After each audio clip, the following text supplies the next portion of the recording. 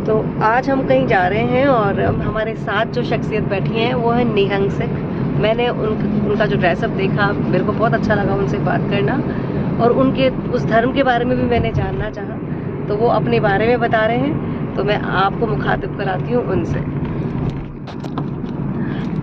ये है निहंग सिख। सर बताएं।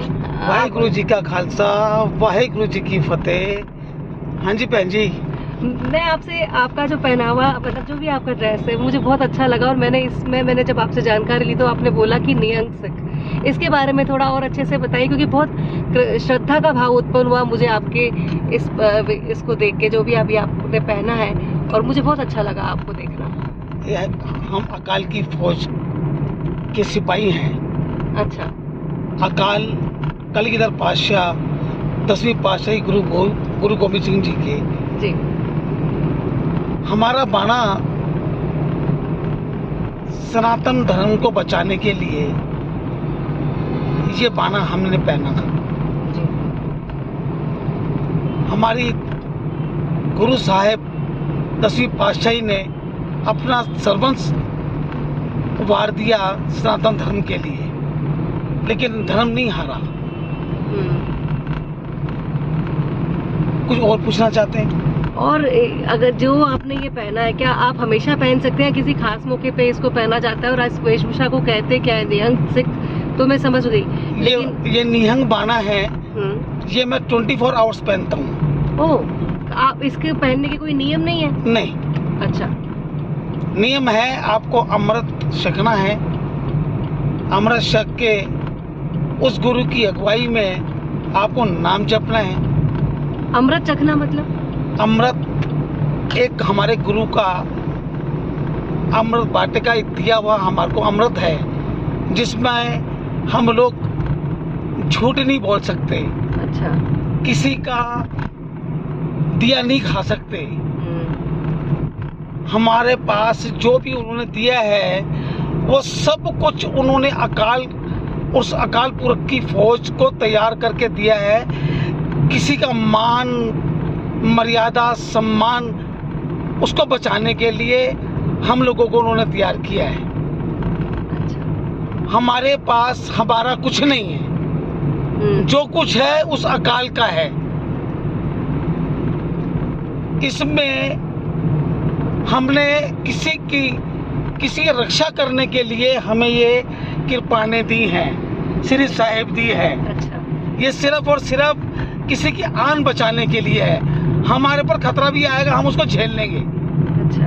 लेकिन ये किसी की आन बचाने के लिए, उसकी मान बचाने के लिए है। इसलिए कभी भी किसी भी बहन, हमारी छोटी है वो बहन है, बेटी है, बड़ी है तो हमारी माँ के बराबर है, हमने कोई फर्क नहीं समझा।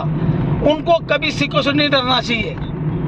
नहीं, आपके लिए तो बोला जाता है, गुरुद्वारों के लिए बोला जाता है कि वहाँ पर सभी का सम्मान, भूखे को खाना मिलना, और सारी व्यवस्थाएं वहाँ निःशुल्क होती है, कोई भी पैसा नहीं लिया जाता। ये तो पहली पातशाही का हुक्म है। और आपकी सरलता, सिख समुदाय सबसे ये लगता है कि सरल बहुत होते हैं लोग। इस बारे में आप बताएंगे कुछ और?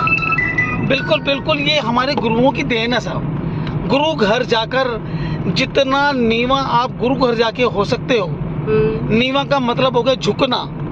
हमारे गुरु साहब ने हमें झुकना सिखाया है। जब तक हम झुकेंगे नहीं तो जानेंगे कैसे? सही है, बिल्कुल। हम अपने गुरुओं की वो बात को कैसे जानेंगे जब तक हम गुरु घर नहीं जाएंगे? हाँ। गुरु घर जाने के बाद गुरु वाणी में सब कुछ लिखा हुआ है। अब आपको उस गुरु वाणी को जानना है। गुरु की वाणी में इस संसार का हर चीज लिखी है। हर वो दुख दर्द दवा कुछ भी, उसका सब इलाज उसी में ही है। अब आपको उसको जानना है, पढ़ना है। जब जाओगे तो अपना आप समझना आने लग जाएगी। बिल्कुल, आपसे बात करी मुझे अच्छा लगा। एक ओंकार जो आपका होता है, क्या आपको याद? एक ओंकार। हाँ। एक ही है सब। हाँ। एक ही है। आज्ञा पही अकाल की, तबे चलायो पंथ। सब सिकन को हुक्म है, गुरु मानियो ग्रंथ। तो हमारे यहाँ देधारी गुरु नहीं है। अब वो 10वीं पातशाही कलगीधर गुरु गोबिंद सिंह जी ने कहा था कि अब कोई देहधारी गुरु नहीं होगा।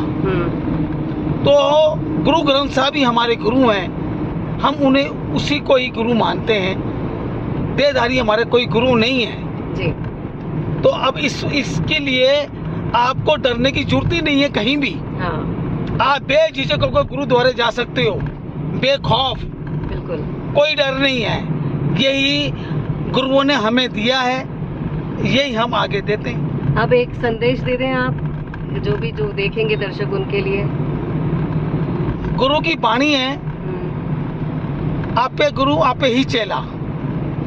वो खुद गुरु भी थे और चेले भी बने, है ना। तो हर आदमी को पहली पातशाही का हुक्म था, कीरत करना है, वंड के चखना है, नाम जपना है। ये 3 चीजें हैं, इसी में पूरा संसार टिका हुआ है। यही आप सब लोगों को, इंसान, मनुष्य जाति, मनुष्य आने के बाद, मनुष्य बनने के बाद हमें यही काम करने चाहिए। मन में बैर, द्वेष, भावना, गलत काम ये नहीं होना चाहिए। बिल्कुल। वाहिगुरु जी का खालसा, वाहिगुरु जी की फतेह। थैंक यू, धन्यवाद। अब जैसा कि हम देखते रहेंगे, सभी धर्मों ने एक ही बात बोली हाँ है, जी। हर धर्म को हमें मानना है और हर धर्म का हमें सम्मान करना है।